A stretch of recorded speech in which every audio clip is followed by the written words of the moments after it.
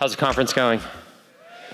All right. So he told me I was supposed to start by telling my story, but he just told my story. So hopefully we can maybe make the speech part of this a little bit shorter and do a little bit more Q&A.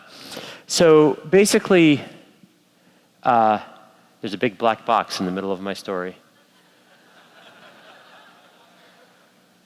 There's probably a message in there somewhere. But you can read all that, so I'll just do a quick, voiceover. I was born in the cornfields of Illinois and spent my childhood doing a bunch of things that you do in the cornfields. Certainly nothing that would prepare me for a life of entrepreneurship. And then I went to college. I was in college in the late 90s. Everyone here is way younger than me, way younger than that. And my class was the first class in my college that was assigned an email address, which I thought it was pretty interesting at the time. I studied applied math. One of my biggest regrets is not studying computer science. I think I should have. And I mean, applied math is plenty hard enough, but for some reason, I decided not to do that. One of my friends on Thanksgiving of our senior year reserved a domain name called thespark.com and started putting up some content. And he sent me a link to the content and said, you should check this out. And I was like, this is just silly. So I ignored it and I went through the regular recruiting process. And I ended up getting a job with a consulting firm. And I was all set to become a consultant. And then he emailed me again, and he said, hey, Sam, I've now got a few 100,000 people visiting. We had unique visitors. We didn't have MAU at the time. We had unique visitors. And he was like, hey, I've got a few 100,000 unique visitors. You should really check this out. And at the time, in the late 90s, there were still so many ideas that hadn't been done yet. Now you kind of have to be really creative to start a new company. You have to create some app that does something that you've got to concoct two or three ideas together. But at the time, there were just all these obvious things that hadn't been done yet. And so we started this company called thespark.com. We'll get into more of that later. But we basically pivoted that business to be SparkNotes. We sold that company. We got very lucky. We sold the company 6 weeks before the market crashed in 2000. We sold it, as Sam said, for way too much money. And then the company we sold it to went out of business 11 months later. So that's what you get for buying a company for way too much money. A lesson to be learned, but for some reason is never learned by acquirers. I then started a company called eDonkey. Anyone here remember eDonkey? Okay, peer-to-peer file sharing.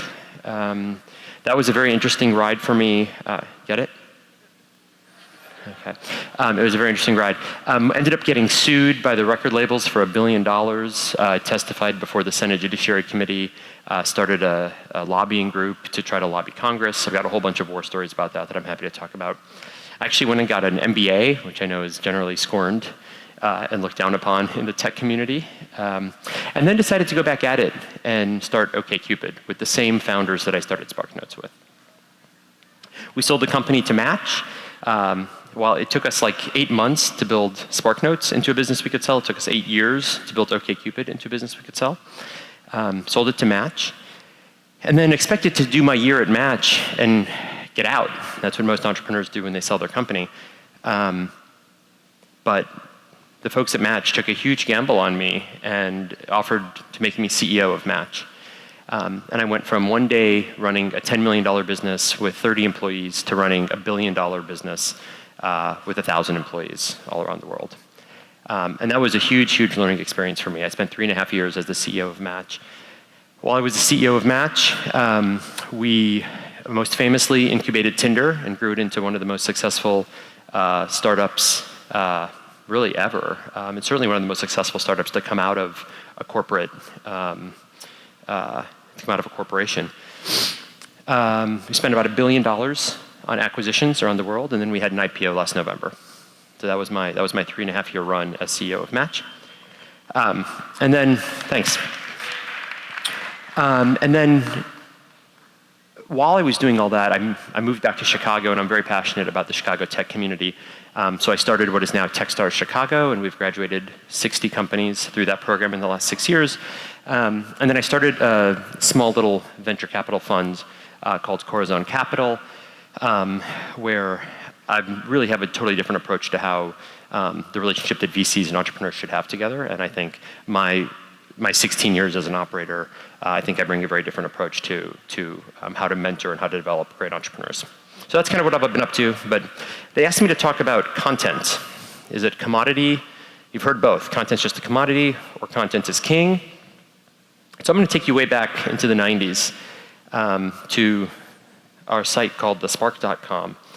And we, again, in the span of just a year, became known as, we won basically a dozen awards as Site of the Year in 1999 because of our content.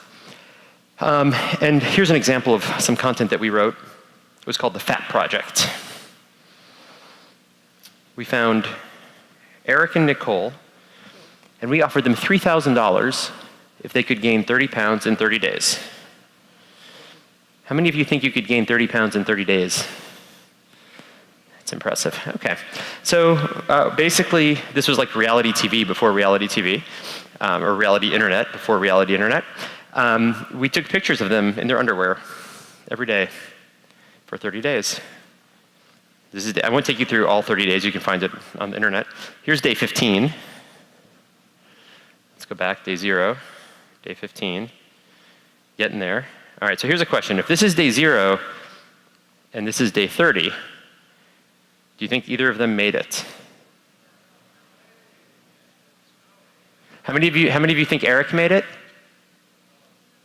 How many of you think Nicole made it? No. So it turns out you guys are kind of wrong. Eric made it, Nicole didn't. And what Eric was able to do is really nail day 30. I mean, he gained 6 pounds in the span of 2 hours, which is pretty impressive. And so you can imagine, we were kind of doing this every single day, and this became a total viral sensation on the internet. So we said, okay, that Fat Project was pretty cool. What else can we do? So we did something called Stinky Feet, where one of our editors, Christian Rudder, who's now of OK Trends fame, tried to give himself athlete's foot. He literally walked around locker rooms and shower stalls and with no feet on for 30 days. Stinky Meat, we just put a plate of rotting meat out in the yard and watched the maggots. It's all good stuff. And then we did Stinky Meat 2 because it was so good to do Stinky Meat 1. So this was an example of a business that, based on content, generated a ton of value in just a few months. We did something else called these personality quizzes. We were really the first company in the 90s to do personality quizzes. This was not the final tallies, but these quizzes were taken over 100 million times in 1 year. This was pre-social, pre any of the sort of built-in virality systems that we now have today. This is all just on the quality of the content that we built. And then we built e-cards. E-cards were a thing in the 90s. One of my favorites.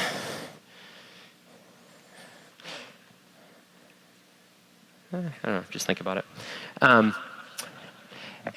So the problem with this kind of content, though, is that you have to constantly produce humorous content. And we realized by the time we decided to become a company, but even before we incorporated, as a corporate entity, we decided the humor business is a crappy business to be in, because you have to be funny every single day.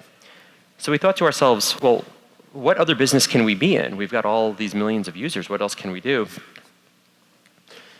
And so we looked up. I was in Chris's dorm room, and we looked up, and he had Cliff's Notes up on his shelf.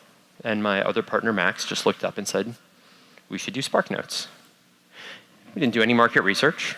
We didn't do any ideation on the name. The name just kind of came to us. And we started making SparkNotes. And we found 10 of our English major friends. Any of you English majors? Yeah. So it turns out English majors will work for free, almost. So we basically went to these English majors and said, you just spent $100,000 on your education paying our school to let you write papers. We're going to pay you $400 to write a paper for us. And so these 10 English students went out on their spring breaks, and they wrote SparkNotes, and they brought them back. We put them up on the site, and we got all this hate mail from our users who said, I can't believe you don't have my book, which is great. It's a great kind of hate mail to get. And so we produced another 100 SparkNotes over the summer and launched, and really in the span of 1 year, killed CliffsNotes, which had been around for 50 years. Now, a lot of people ask, well, SparkNotes wasn't about the content, it was just because it was free. And so it was a commodity. But there were tons and tons and tons of study guides out there. And yeah, we were better marketers, yeah, we had a better brand, but at the end of the day, you know, it was a no-brainer to students that we were better, and it was even, you know, pretty clear from professors and journalists that SparkNotes were the best. And so that pair of businesses, the Spark and SparkNotes, was the business that we built in 11 months and sold first to an internet company called iTurf, and then later to Barnes & Noble. So OKCupid is a business I've been working on for the last, 12 years. I feel bad for anyone trying to do dating businesses. They're really hard. And the hardest part about them is how do you build critical mass, right? How do you get the liquidity? And the way we did it was with content. We went back to the well of the quizzes that we had built at the Spark, and we said, well, let's build an online dating personality test. And let's make the personalities that you can get really, really funny. So we had 32 different personality types. You don't have to read all this. The conference organizers said you can't have more than 50 words on a slide. It's like, who makes that kind of rule? So anyway, I think there are more than 50 words, but I'm a rule breaker. I don't know what to tell you. But we had all these different personality types, and people would post their personality types all around the web. And that was how we drove a lot of traffic to OkCupid in the early days. We then said, well, let's keep going down this content road, and let's use content to help people find their matches. At the time, eHarmony was one of the market leaders. Have you guys seen the eHarmony commercials with the old guy and the granddaughter? Isn't that creepy? So I never understood that marketing concept. But yeah, right. But we basically let people write their own questions. And these are just 8 questions that I found. And we let people... What?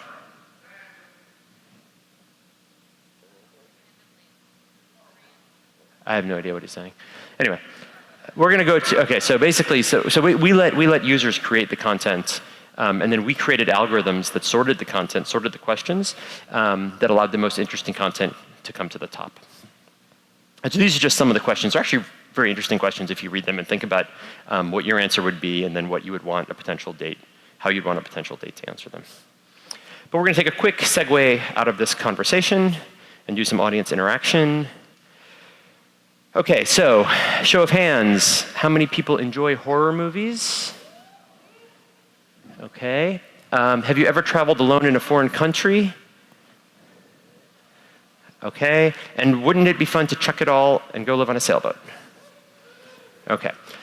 Of the thousands and thousands of questions that are in our database, those are the only 3 that predict relationship success. If you and a potential date both agree, yes, yes, or no, no, on these 3 questions, you are statistically more likely to end up in a successful relationship. Okay, show of hands. Oops, sorry, show of hands. For men, if you would answer yes to any of the questions on the left under men, please raise your hand, men, and leave them up for a second. Okay, women, how many women like the taste of beer? Okay, hands up, keep your hands up. Everyone who's raising their hands right now are statistically more likely to have sex on a first date. So, hopefully you paid attention to, there's a party tonight, right? So, hopefully all of you were paying close attention to that. Back to the regularly scheduled programming. So we have all this interesting content, right? And so, we knew that, yes, we were using this content to improve our matching algorithms. We were using this content for targeting ads, but we thought we can really use this content to go drive more traffic. And so we did what many people do, and we called a PR firm. And this was the friendly PR firm that we called Schwartz Communications up in Boston. And they said, great, we'd love to take on the account. And so we started mining our data. And one of the first nuggets of data that we got was that when gas prices go up, people narrow their search radius. Super awesome, right? Like it's, like after you say it out loud, it's obvious that that should happen, but it actually happens, right? That's so cool. And so I was so excited, right? It's like, yes, we have this great finding. We had Schwartz called 100 journalists. Every one of the 100 journalists was like, oh my God, that is so cool. And every one of the 100 journalists said, I'm not writing a story today on the effect of gas prices on dating. Call me back next week with your next little nugget. And so we did this over and over and over again, and for a year, for 6 months. And no one really ever wrote any stories about the things we wanted them to write stories about. And so we said, well, screw it.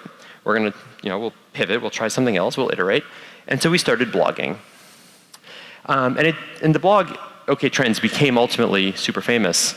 But it took us a while to get our footing. And I should give all the credit to Chris and Christian, who did the writing. I just get to talk about it. We first thought that we would have to be really provocative with our talks. And so this was the very first blog post we wrote. And I remember thinking when it went up, wow, do we really want to we're trying to build a dating brand that people feel good about? Do we really want rape fantasy to be the thing that everyone associates with OKCupid? But Chris and Christian were they said, look, we have to be provocative, we have to go out there and we have to sort of scream real loud to get the attention. First of all, some super interesting findings.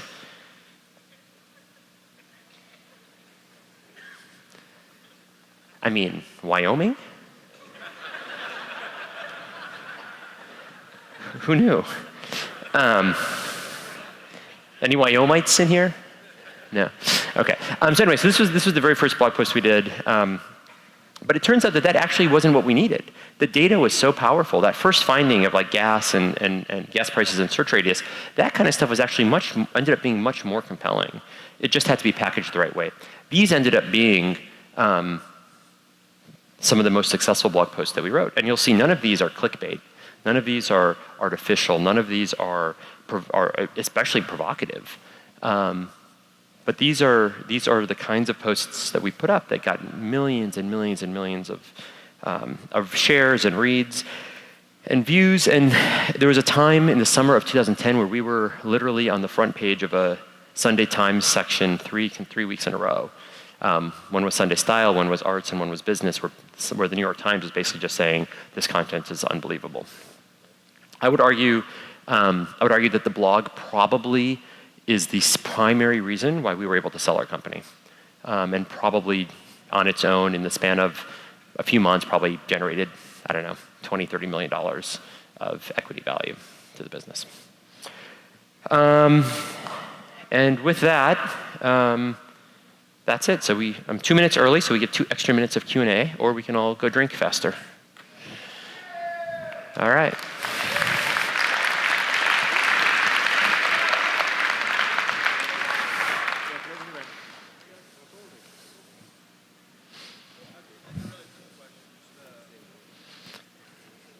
Be better with a mic.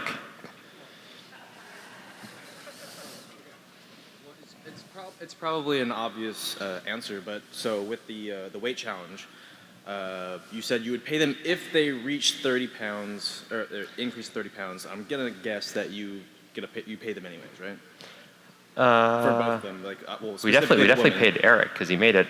The woman though, yeah, we gave Nick. We paid Nick. Okay, yeah, simple enough. Yeah. No more questions?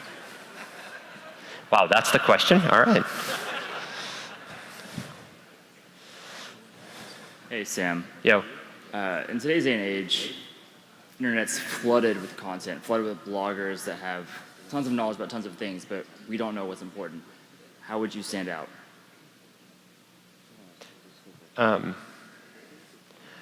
I think ultimately this goes back to my belief in the power of brands. I kind of look at this through the dating context, right? It's not exactly a blog, which is not really the world I live in right now, but do you know how many dating businesses have launched in the last decade? Hundreds. Do you know how many dating businesses launched in the last decade have any noticeable amount of success? One. Right? And if you think of liquidity and users as content, right? It ultimately gets back to the fact that all these dating businesses didn't build brands, right? They thought they had like some slick way to get a few users or whatever, but they weren't building sort of this lasting permanence. And I think in the blog context, you have to think over a very long time horizon and just say like, I want to build a reputation for being smart or funny or whatever it is. And those people who do that over time can have sustainable edge, an advantage that you can't take away. I think like clickbait and stuff like that is all very temporary, and then you're just in an arms race, and eventually you'll lose. Hi, Sam. Thanks so much for your talk. So quick question about content. Content seems like it could be extremely time-consuming. So how do you evaluate the impact versus the effort of content creation? Of course, it's a lot of work, but I think startups are a lot of work, and work is a lot of work. And I just think about producing content pre-internet. You had to actually like go get things printed and get things distributed, and your ability to make video content on the fly, use Twitter, use social media to get your content out. I think all the more, I would actually go the other way, which is because distribution is so easy now, you can spend all your time on making great content and winning on quality. Quality is the thing that you can give you sustainable edge over time. And I think too many people try to shortcut it. They're like, oh, I just want to get more content out, and that's almost never the right answer. And just look at the great content brands out there and think about how they built it. There are a few that did it on quantity and clickbait, but the vast, vast majority are just the best content out there. Hey Sam, thanks for chatting with us. My name's Gary Ely, and the fact that your blog was able to increase the value of your company $20 to $30 million is mind-boggling to me. I was curious to know, you're kind of answering this as we go, but I'm curious to know how that happened and what metrics you measured in order to determine its success.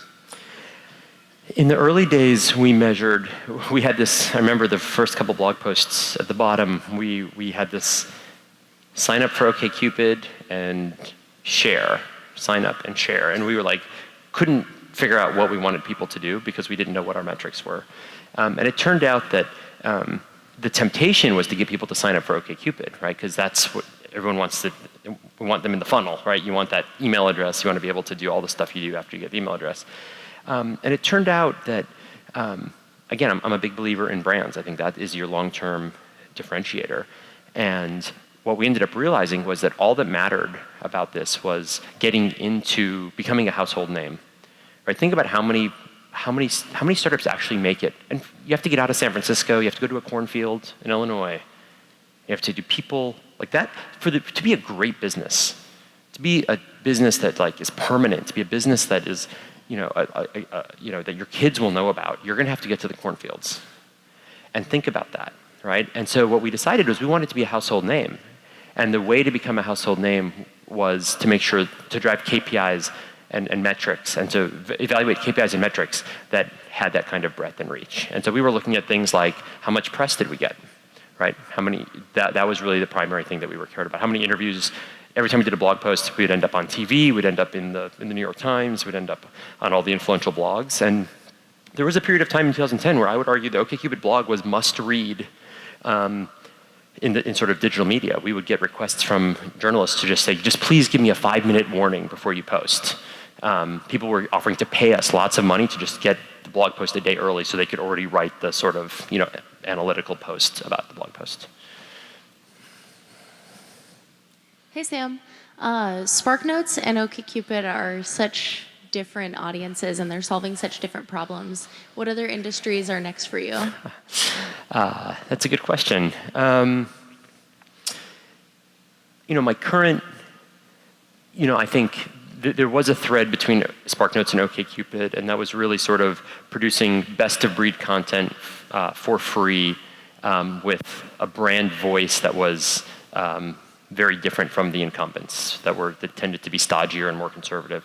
OKCupid sort of really opened up big data and sort of all the appeal that comes with that. And I think whatever I do next, I really want to think about how can we use data to do something else. So whether it's in e-commerce or something else, I'm just super interested in thinking about data and what else we can do with it. All right, thank you, Sam. Thanks.